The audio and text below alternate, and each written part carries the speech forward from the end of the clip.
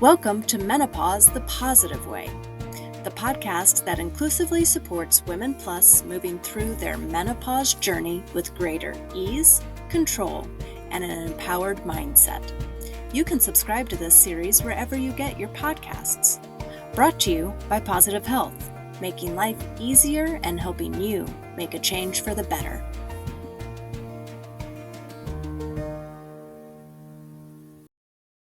Hello, and thank you for joining us here on Menopause, the Positive Way podcast.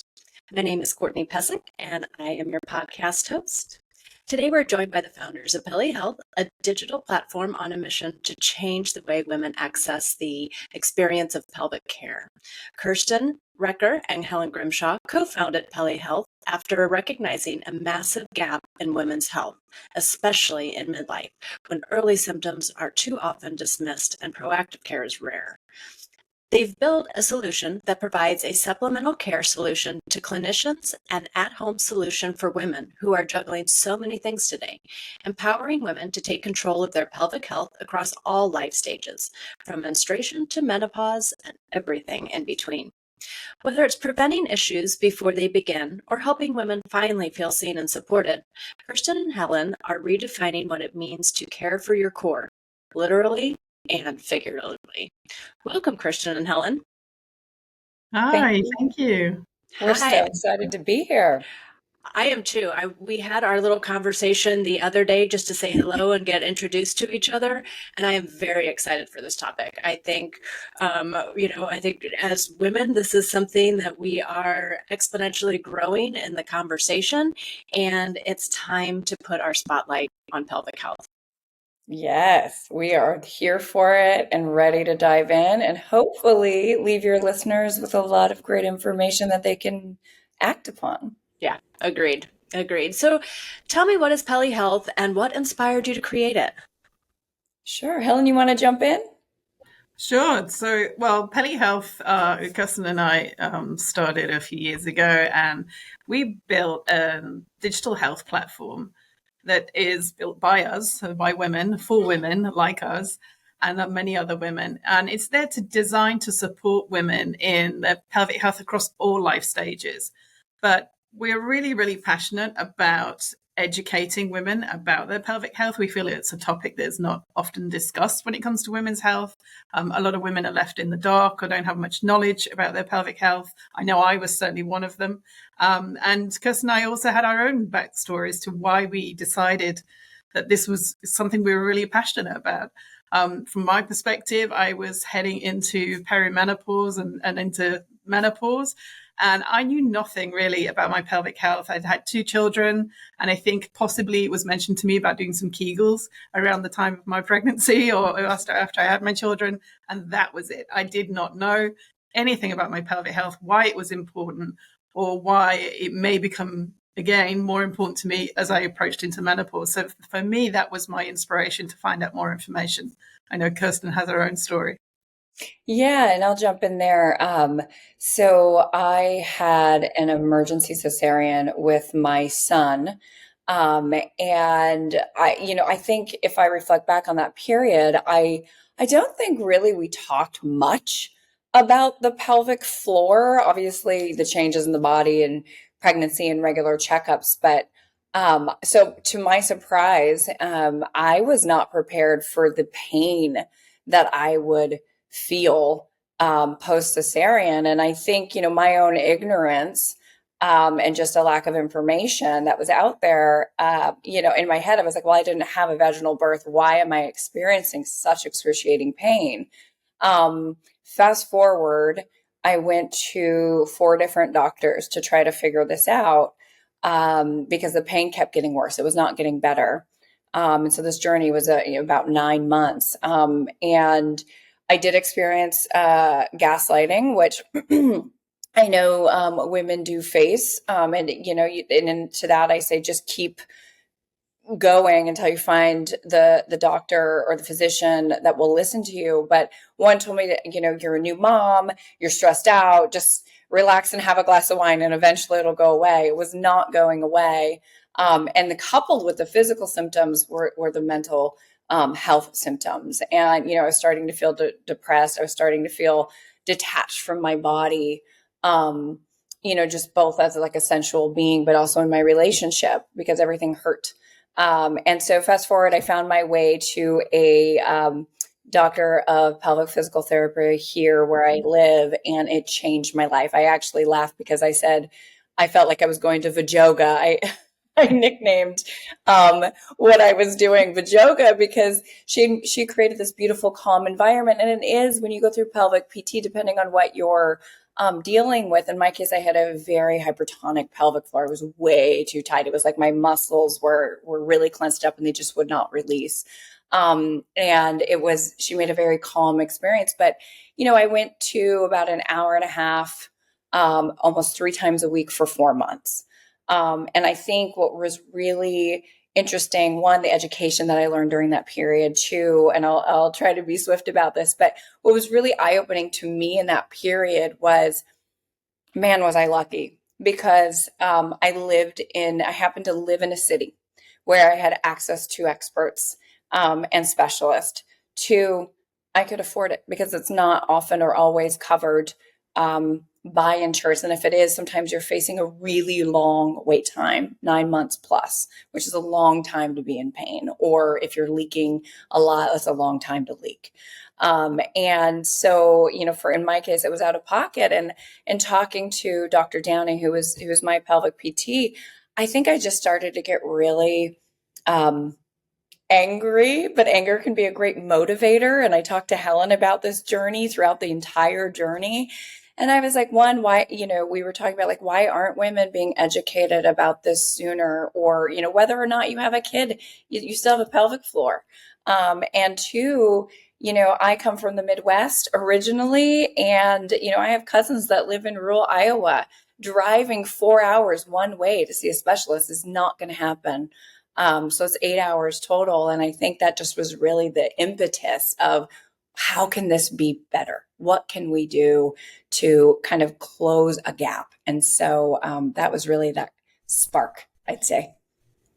Yeah, and I want to, and my experience is a lot like yours. I had a C-section as well, and the only thing that I would think of pelvic care was Kegels. That's maybe really is the honest. Yeah. And then it was maybe about 5 years ago, I saw this physical therapist doing something on Instagram, and it was, showing caricatures of how you can create better pelvic health. And I was like, oh my gosh, somebody's actually talking, like, what is this? And I absolutely followed her, and she had a very good wit about her. And I didn't know anything. And I thought, oh my gosh, she's so brave to be putting this out for the masses to see. And then it became, I wanted to know more, like, oh my gosh, me too.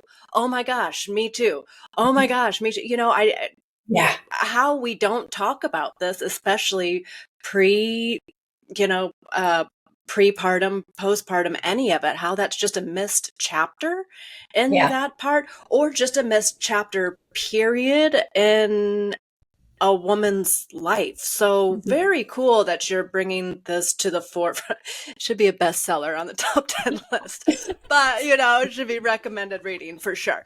So how do you recognize the gap in women's health, and as you said, you kind of had to dig to find this, and I think that's maybe a big part of how the lack of education is. That one, we need to know about it or acknowledge that it is fixable or treatable, I guess is more the answer. Or we like, what did you say? Vajoga?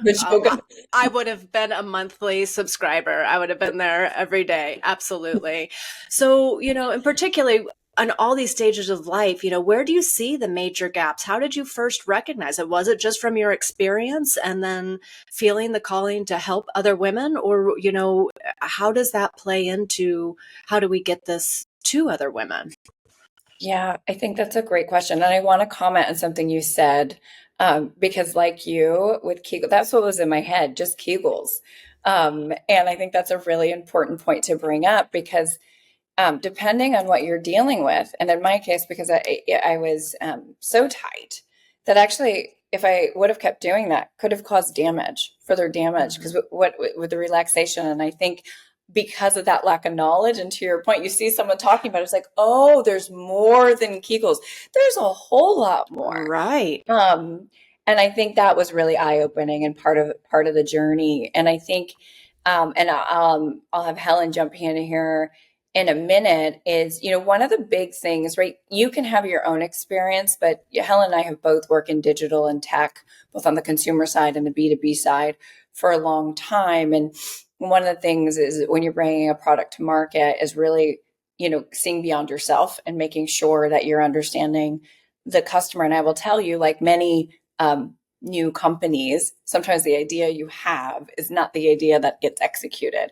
And because you take in consumer insight. And so one thing we did really early on is said, okay, we have our own experience, Helen going through perimenopause, me postpartum, but where's there? Like, where are other women at? And so we launched a survey and some focus groups of about over 400 women between the US and UK, just to understand, like, where are people at? And I will tell you, that was really eye-opening for the both of us. I mean, we were asking questions, have you ever experienced? Also, do you know what pelvic health is? Like, does that term even mean anything to you? And have you talked to your doctor? Have you ever been educated? Just trying to get a baseline. And that survey was really telling, which was really what drove us towards this educational side. And that was the beginning of the gap. Because where we wanted to start, and I'll be really transparent with you and the audience, is, let's figure out a way for people to find help faster and do more of a, for lack of a better word, like this matching from, your concern to a provider. But that study revealed to us that you don't even know what your match is if you don't have any idea of what may be going on with your body, and or what are early warning signs. Like, you've had no education in, like anything, any subject, right? Knowledge is power. When you have knowledge, you can act.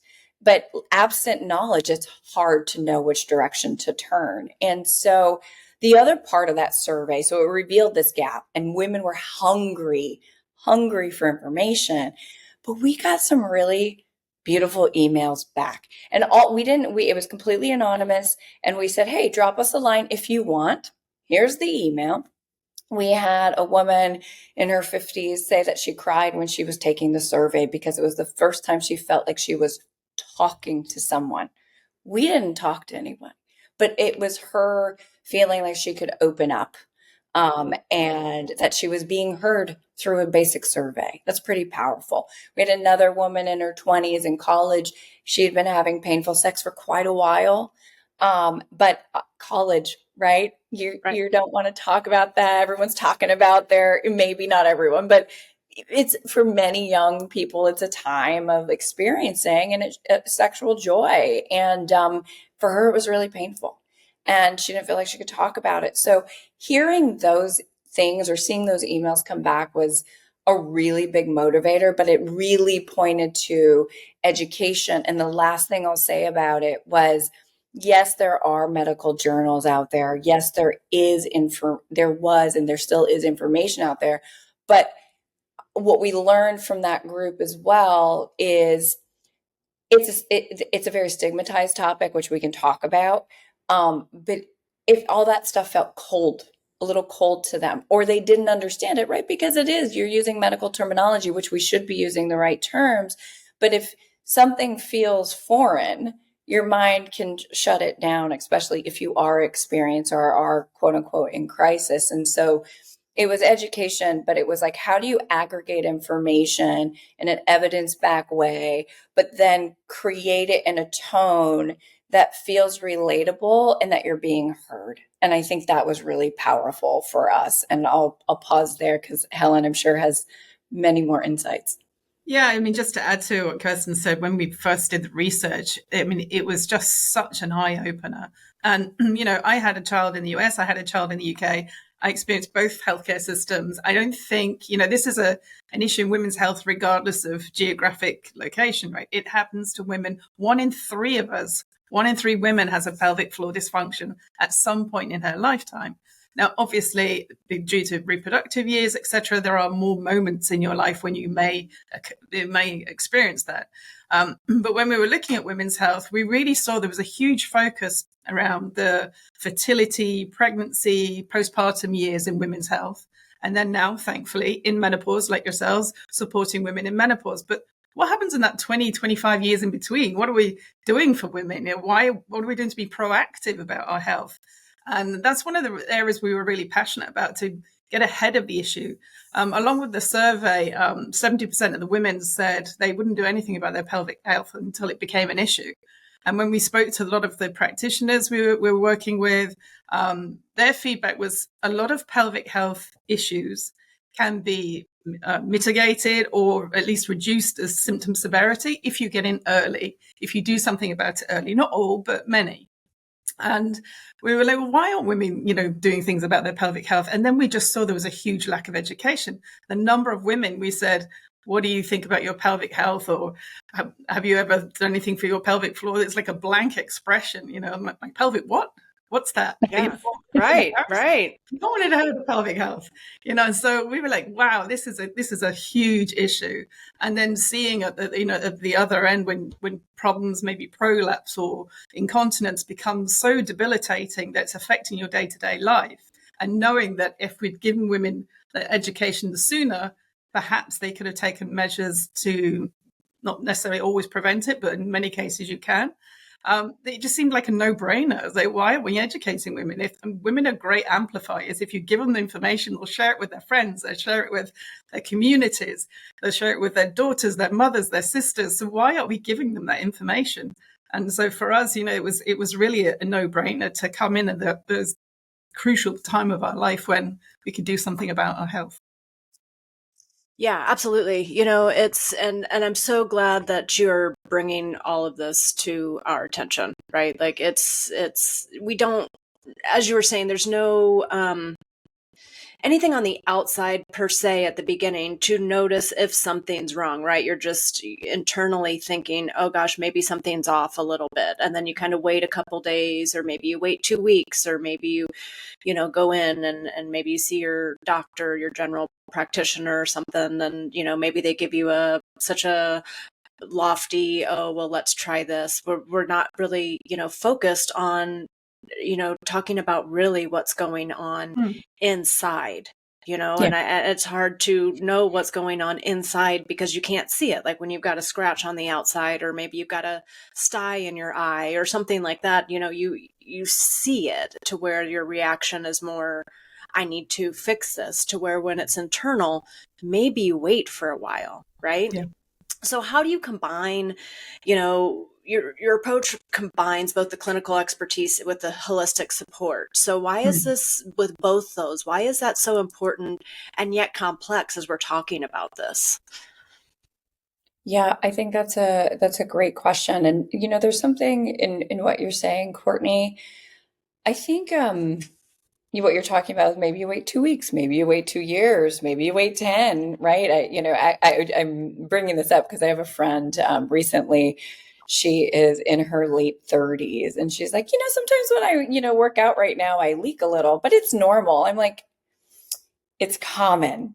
It is not normal. And that is an early sign of your body telling you something is off. Now, in her case, it happens every time. So, that is the time to start bringing it up, to start talking about it, and to start doing something about what may be going on with your pelvic floor or other things. But I think because we have been taught to, or over time culturally, we've normalized things versus recognizing the difference and what's common.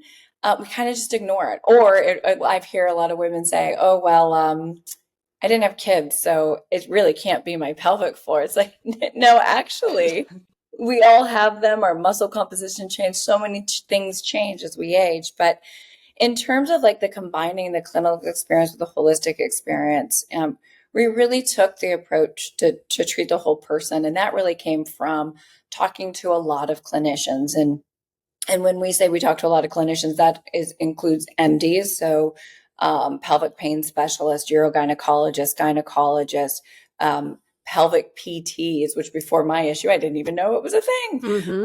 Right. So we want to take all of that insight, and in speaking to them, they also shared with us the other side that occurs, right? We talked a little bit when we were touching on Helen and I's stories, the mental health aspect.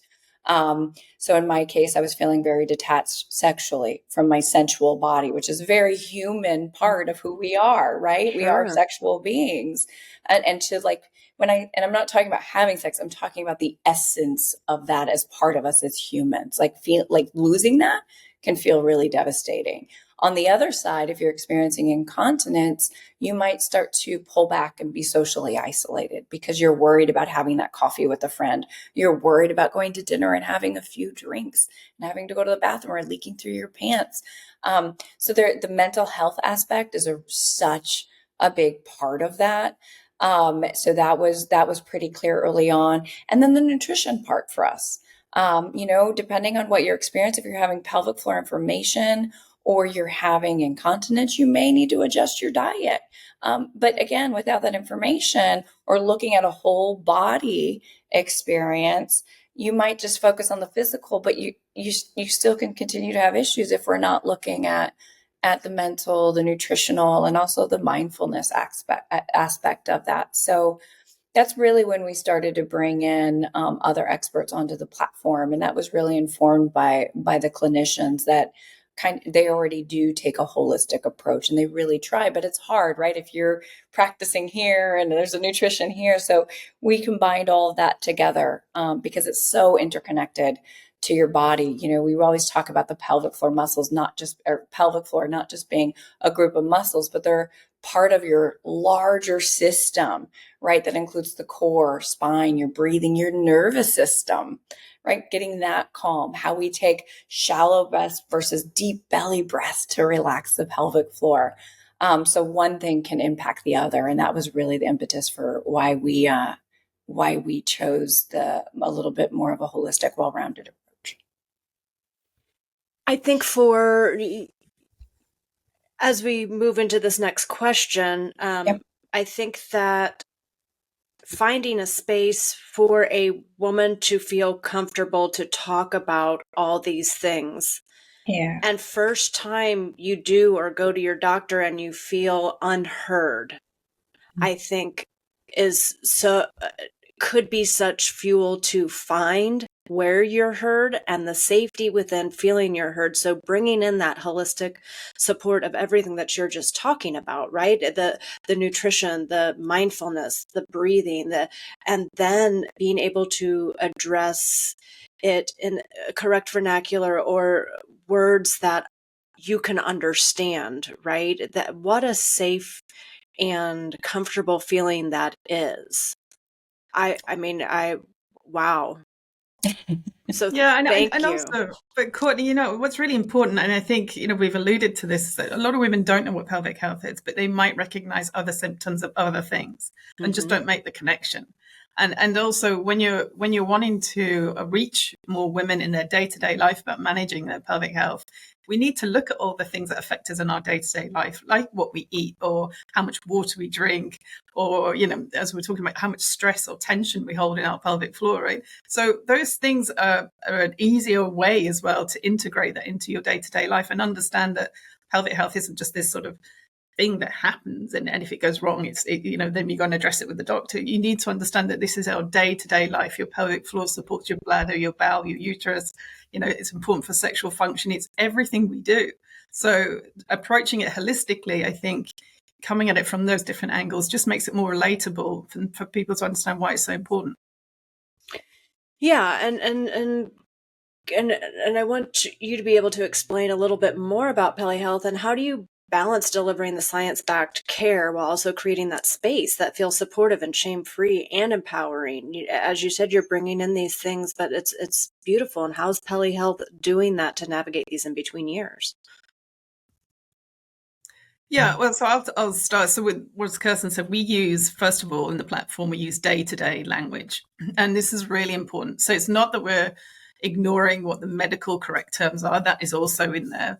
but we're also relating it in a way that you would speak to your friend, or you would speak to, I don't know, your sister, your mother, your daughter. So it's just day-to-day language that we use. And I think that's critically important to make it relatable for women. But that being said, all of the content in there is medically reviewed and approved. So that is also really important, that it's factual, it's accurate, and that there's, we know there's a lot of misinformation of content that's out there online. So we wanted to make sure that you could trust with what you were reading and what you're experiencing.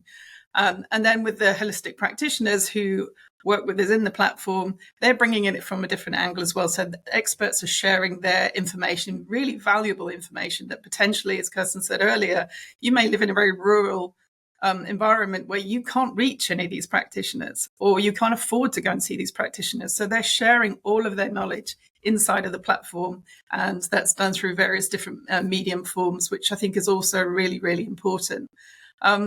So you're mixing in that clinical, but also making it very holistic and accessible, which is really important for us. I think has been a really key thing. So it shouldn't really matter where you are, what time zone you're on, where you live, what access you have. You always have access to the platform and directly to these experts as well. Yeah, that's awesome. And with that, like, what have been your biggest challenges in building Peli Health? As it's so often overlooked, and unless there's already a crisis, like, what are your biggest challenges in this? Yeah, I can jump in there. I think, we've touched on it a few times. I think because there's just a lack of awareness in general about what pelvic health is in the first place, right? If we've never been given the education on it, how do you even identify what the pelvic floor might be, or if there's an issue, or that it supports, right? That it actually supports some pretty critical day-to-day functions in our lives, including our bladder and our bowel functions, including our sexual functions, including breathing. We just don't sometimes tie those together. And again, not because we don't understand it, we're just not aware of it. So I think we're talking about educating on a topic that people maybe triangulate and connect, but maybe don't know what that is, or and then even when you understand what it is, obviously it's more than a group of muscles. There's the skeletal function as well, but that there are things that you can do to start taking care of it. Just like I always like to say, just like we take care of our biceps, or maybe we want to take care of our skin, right? The exterior. There are things that we can be doing to continue to be strong, to strengthen and lengthen and relax our pelvic floor the same way we can relax our mind or strengthen our muscles. My dream is that pelvic health becomes like everyday self-care, right? As we age, and doing simple things. It doesn't have to be overly complex, especially in a society where we're torn and time is, at a premium. But how can we bring that into a woman's life in a way that doesn't feel like a burden, that it feels like I'm putting on my cream to take care of my skin, right? Like, it needs to be that easy. But before we can get there, we need to start with, what is it? Why is it important? And why should I take care of it? Because we can live better lives as we age, right? We don't have to be like, well, I'm in my 60s or my 70s and I'm leaking all over the place and that's it. We need to make those bridges. But before we can make the bridge, we need to set that baseline. So I think that's a challenge, but we're up for it. And I think collectively as an industry, and I'm seeing more and more practitioners across the board push that, then we can make that change. I mean, I don't like to draw the parallel, but if we think about like mammograms, for example, or not mammograms, but the self-exam on the breast, we didn't do that, right? But over time, we have learned that that's really important as part of our self-care as a woman. And I think pelvic health can also move in that direction. It takes time, but Peli Health is here for it, as well as other practitioners. So I think that's one of the really big challenges. And one thing I just want to call out, I know we're talking about women here, but men also have a pelvic floor. Right, And right. 1 in 9 experience pelvic floor issues. I bring that up because as we're talking about this, I remember we did an event and someone raised their hand. They're like, wait, men have pelvic floor? When did that happen? I'm like, since the beginning of humans. Right. But I just bring it up because even there is an education, right? So I think there's a long way to go, but I think we're moving really accelerated. I think, and I'm speaking from a probably Western US, UK perspective here, people want to know. People want to age better. We want to live better lives. We want to be healthier as long as we can.